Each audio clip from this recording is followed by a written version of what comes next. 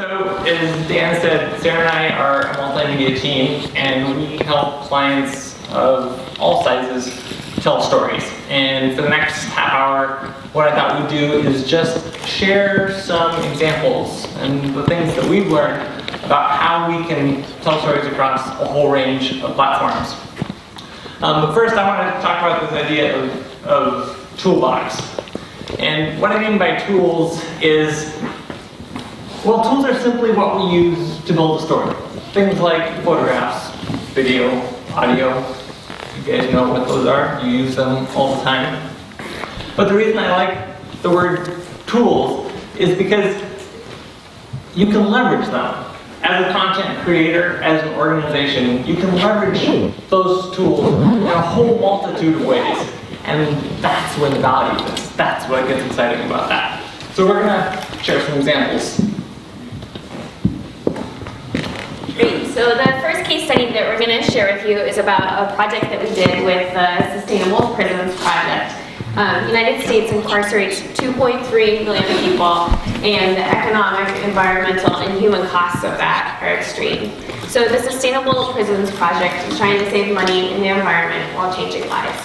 It's a partnership between the Evergreen State College and the Washington State Department of Corrections, and they're working to bring nature and science into prisons.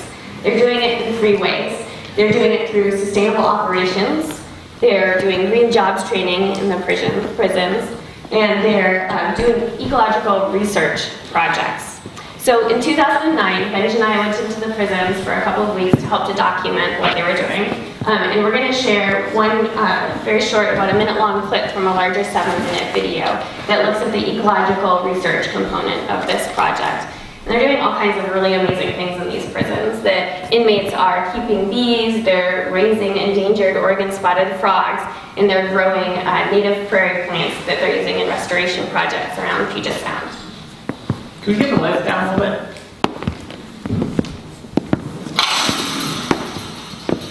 Well, C.O. Hickman was mobbing down the hallway one day, and he said, "Yeah, I'm in charge of the frogs. I'm in charge of the frogs." They go, "Frogs?" Because they're going to be growing frogs here. I said, "I'm your guy." That to me is the best part. It's about being a part of something bigger. Science is about that. I mean, it's about adding to a knowledge body that's bigger than any one person, any one lifetime, any one society. And so this is kind of a little microcosm of that. And science in a different environment. My name is Daniel Trevette, and we're at Cedar Creek Correction Center in Little Rock, Washington. And I'm one of the inmates here working with the bees.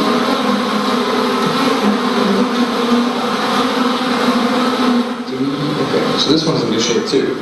Did you put that super in the other one? Yeah, I put one of 2 blooms in here, and I got. There's like 2 more on that one. So there's 6 in here. There was 3 in there before.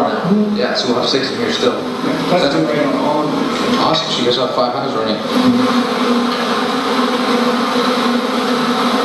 So I'm learning about a bunch of different things, and it's positive things to concentrate on rather than other things that I've concentrated on in the past.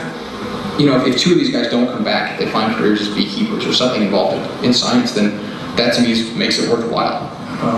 And it makes a huge contribution to science in America, which needs a little pick-me-up, I think, to be honest. One cool little side note that I thought I'd mention is that Danny Trevette, the guy who's in there keeping the bees, just got out of prison and he's now keeping bees professionally. So it's kind of a heartwarming little story. So we spent a week in jail working on that. One of the best parts of that is we get to leave at the end of every day, which is different than some of the other folks. But during that time, we built a 7-minute media story, a clip of which we just showed, and an image library. And in talking with the project folks, we ran into this question of, so what are you going to do with this stuff? At that time, they were a staff of 1. It was kind of the idea, harebrained idea of a forest ecology professor at Evergreen State College. And it became very clear that they needed a platform. So that was the next phase of the project, was that we built a website. And this allowed them to host this media, gave them great internet tools with blogs and kind of a hub for their social media campaign, that they could start to get the word out about this project. And the next thing they started to do is reach out to editorial channels. And in the 3 years since we built this project, they have received a huge amount of press from publications big and small, print and online, all over the globe. Some of those have included our images, others have worked with other photographers. And then we also help them incorporate our assets into live presentations. And Nalini and Carney, the project founder, is a frequent speaker, including 2 well-known TED Talks. But our favorite audience for this project was actually getting to take these stories back into the prisons, because there were a huge number of inmates who weren't directly participating in these projects, even though they were happening within the facilities that they were staying in, inside their walls. So in short, simple tools build many things, and the Sustainable Prisons Project is continuing each year. They are threatened pretty seriously by state budget cuts, and they continue. The project is basically too damn visible. They can't cut the budget for it now, and they're working to expand it nationally. They're growing butterflies in women's prisons right now, which is really cool. Endangered Taylor's checker spot butterflies. So the next case study that we're going to share with you is kind of on that same theme, how we used kind of one story to build lots of different products from it. This story is about the Mozambique Eye Care Project. Mozambique has 24 million people and 0 optometrists. They're one of the poorest countries in the world. They're recovering from a series of civil wars. So why does eye care and optometry matter in a place like this? Well, eyes are important for everything. We use them to read, we use them to do our jobs, whether that's a computer-based job or something like wood carving. We use them to learn in school, to see the chalkboard. So eye care and poverty are inextricably linked. The Mozambique Eye Care Project is working to kind of solve that problem. They're a partnership between the Dublin Institute of Technology and Lurio University in Mozambique. And they're trying to solve the problem of avoidable blindness by starting up an optometry program in Mozambique. It's the first optometry program ever there, and there are 52 students enrolled. So Benj and I went to Mozambique to profile 2 of these students, and I'm going to share one clip from that video that looks at a school screening that the Mozambican students did with some visiting optometry students from Ireland.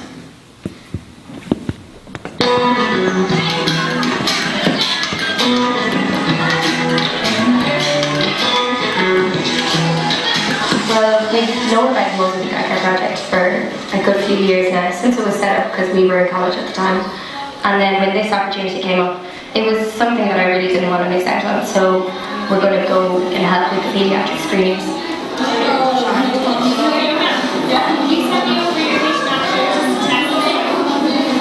Optometry isn't just about working in one place, seeing people every day. We also have a responsibility as eye care professionals to the people who we can't see, to the people who can't see in developing countries.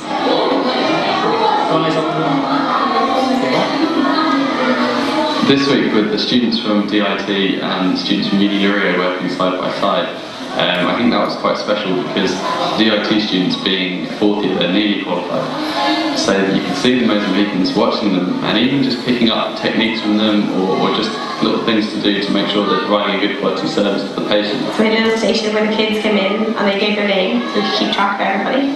And then the children went to the screening stations and we screened the kids with the Uni Lurio students as well. The Uni Lurio students were really helpful, it was great because they could talk to the kids in a way that we couldn't, and they explained to the children what we were doing and why they were there. This is good for Mozambique because helping the children write better, see better, and read better, make Mozambique one country with more opportunities.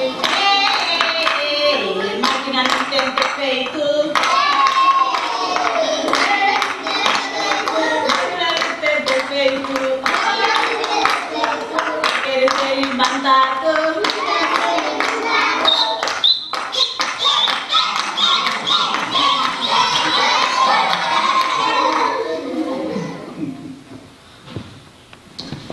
built them an image library. We built them this video story, which is about 7 minutes in length in total, and then a new website. This is their old website. This is what they had, and this is what we launched for World Site Day last year. We built it with Darren Reed, who's actually designed and built by Darren Reed, who's in the back up there. We collaborate with him on pretty much all of our platform-based projects. Here's another page of the project. One of the things I'm really happy with is basically the story theater, as we call it. That's where you can browse through slideshows that take you through different components of the project. The video piece that I was talking about is there. There's also a language selector, so you can turn on Portuguese subtitles or text that way. And what's most exciting to me about this project is that we were able to take a collection of images and completely build a visual brand for this organization from the ground up, mostly through imagery.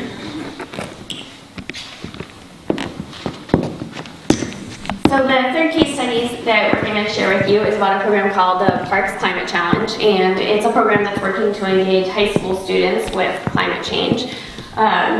In 2009, North Cascades Institute partnered with the National Parks Foundation to bring 19 students from 5 cities across the country to the park to learn about climate change for one month, and they were in the backcountry for most of that time. So the interesting thing about this story is that the Institute is a small local organization. They had a very small budget for the story, but they wanted to show kind of all the stuff that the students were doing and seeing and learning over an entire month in the backcountry. So we had to figure out what to do about that, because we knew we couldn't be with the students that whole time. So what we decided to do was to give them 2 cameras and an audio recorder and a little bit of training, a few tips for what to do with those things. And here's what they came up with. Okay, so Hannah, what are you doing right now? Scrubbing blackened oatmeal and blackened noodles from last night out of the bottom of a huge pot. It's a lot of work camping.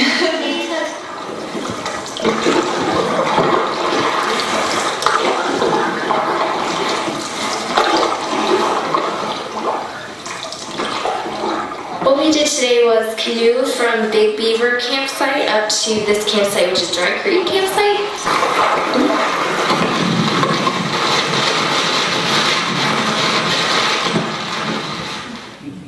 If you were to take 10 water bottles, your 1 liter water bottles, fill them up with water, and put them together, that's the weight of a really big bull trout. And they live, most of the time, they spend their time down in the bottom of the lake where the water is super, super cold. This is like the polar bear in North Cascades National Park.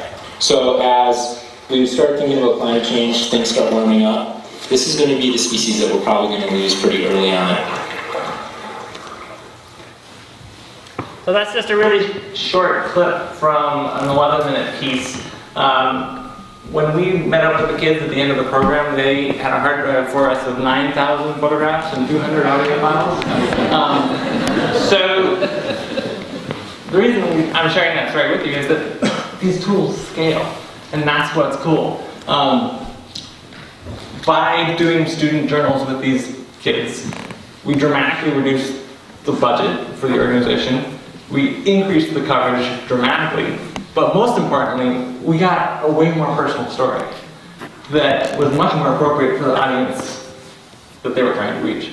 So it was a successful experiment, especially because this was a pilot project. It was a 1-year project funded by the National Park Foundation. And the Institute was faced with, how do we keep this going? And so they were able to use this story to secure funding for the next 3 years to keep the program going. In fact, it's happening this summer with 2 tuition-free sessions. And we have 2 folks from North Cascades Institute here. So Kristen and Jessica, if you want to learn more about the Cascades Climate Challenge, talk to those guys.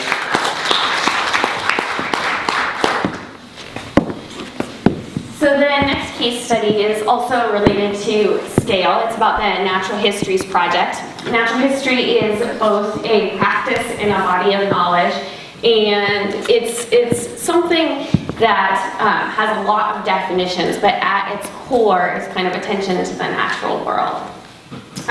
So it's an old concept, but it's more important than ever today. Last year, the National Science Foundation gave the Natural History Initiative a grant to bring together a bunch of naturalists from all different disciplines. They hosted 4 workshops throughout the year, and they wanted to discuss the future of natural history. This was a really exciting opportunity, and they wanted us to film the workshops. Now, as someone who's very, very interested in natural history, I really love it and practice it on my own. I can't imagine anything more boring than watching a video of a bunch of people sitting around a conference room and talking about it. So we had to figure out, like, how do we kind of celebrate this opportunity? So instead of filming the conference, we set up an audio booth and a portrait studio, and we invited participants in the conference to choose a partner and come into the audio booth. It's a lot like StoryCorps, and they got to have conversations and share stories with each other, and then we made their portraits. And here's what we came up with. Natural History Project is an interactive website. It contains 99 different snippets of those conversations as audio files, along with portraits from the people who are speaking. And to just give you a sense of that, I thought I'd walk you through 3 short clips from that. Let's go up and let's listen to Josh Tuchberg. I feel that it's an incredibly exciting time to be a naturalist. Perhaps the most exciting time to be a naturalist that has ever existed on this planet.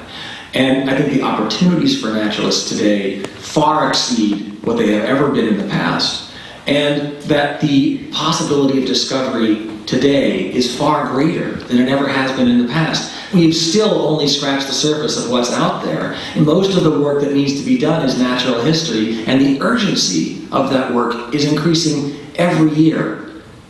Let's stop them there for the sake of time. Go back to all the different conversations, and let's go to Arya. So we're going to scroll down a little bit and listen to her fall in love. Natural history is a wiggly one to describe or to define, and I think the definition that's come closest for me, resonated the most, is this idea of falling in love.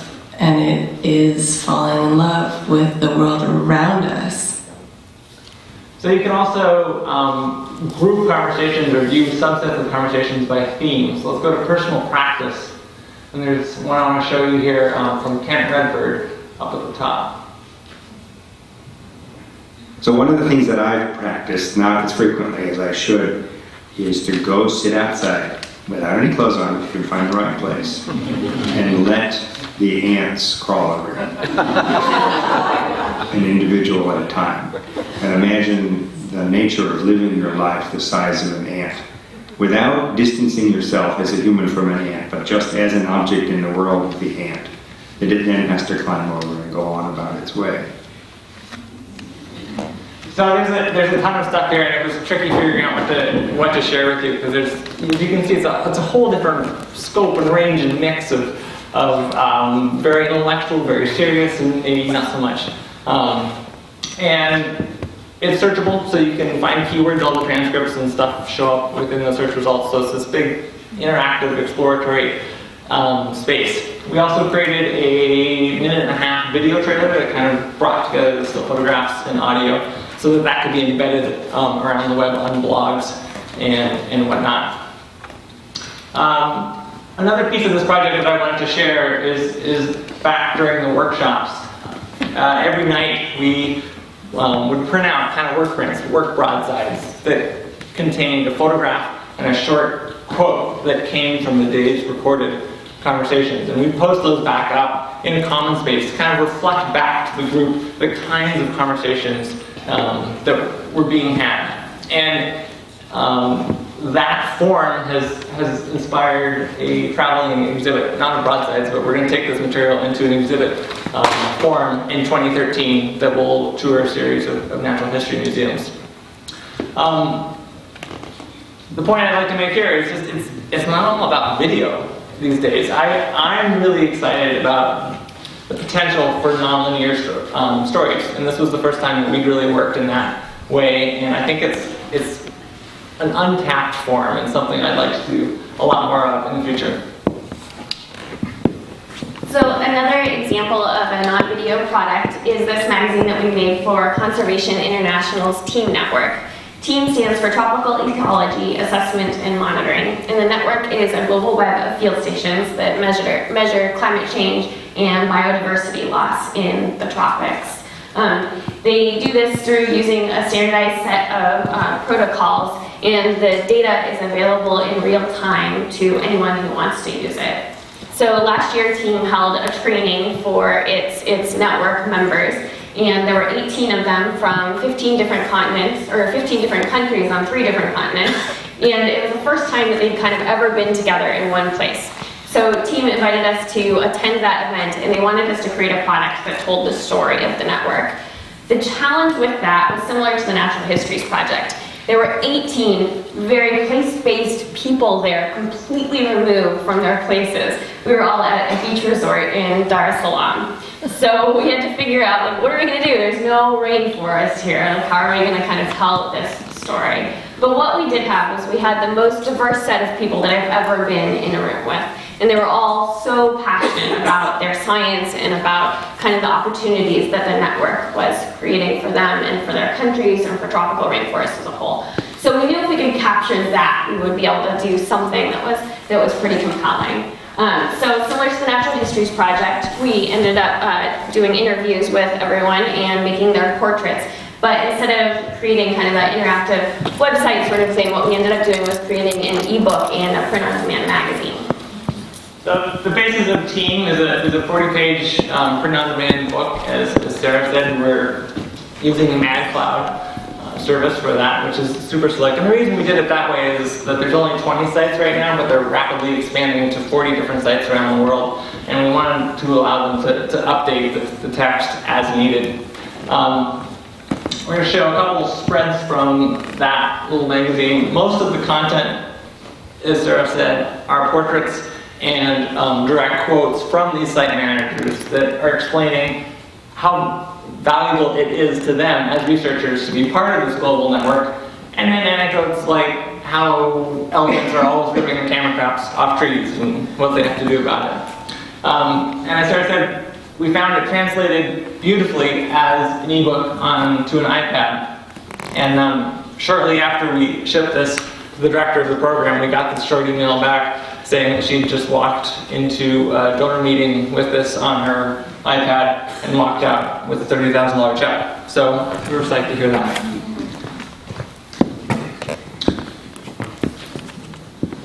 I think for us, this really just means these tools build capacity, and we're really excited to keep working with TEAM to go deeper. This summer we're going to be going with 3 site managers to 3 field sites on 3 different continents to really go into what they do and why it matters through in-depth video storytelling. Okay, so this is the very last case study that we're going to share with you, and it's from our personal project, which is called Facing Climate Change. Facing Climate Change tells the story of global change through local people, and it's been a Blue Earth project since 2007. Right now we're working on a series of stories that explores what climate change means for people who live and work in the Pacific Northwest. And one of our partners for this project is the University of Washington Climate Impacts Group. And they came out with this great report a couple years ago that looks at climate change across the Columbia River Basin. It looks at what that means for us kind of 20, 40, 60, 80 years out. The report is full of a lot of amazing information, but the problem is that it's 400 pages, it's consensus-based, it's very scientific in nature, so not a lot of people are looking at it. We wanted to kind of get people to start thinking about it and looking at it. And so what we decided to do is kind of like, how can we pull the key themes from this report and create personal stories that would kind of serve as access points to these issues. So that's what we're doing. We're building 8 kind of stories, looking at different communities throughout the Pacific Northwest and kind of using personal case studies, personal profiles to show what that means for them. So some of the examples are looking at how climate change will impact traditional foods for the Umatilla tribe. We're looking at how it impacts potato farmers in Idaho, people with asthma living in King County, the Coast Salish tribes, in this case the Swinomish, And we're doing a story about ocean acidification and how it impacts oyster farmers in Willapa Bay. Actually, this is the story that we're working on right now. We were editing it right up until we came here, and we thought we'd kind of share the opening scene that we're working on with you.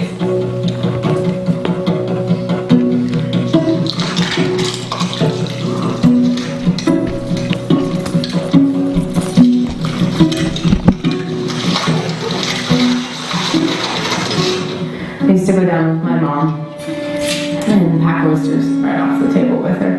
When I was a kid, they put a little stool up there and I'd get my little set of gloves and I'd get to sort and pack oysters. And to me, it was like the most fun thing to do ever.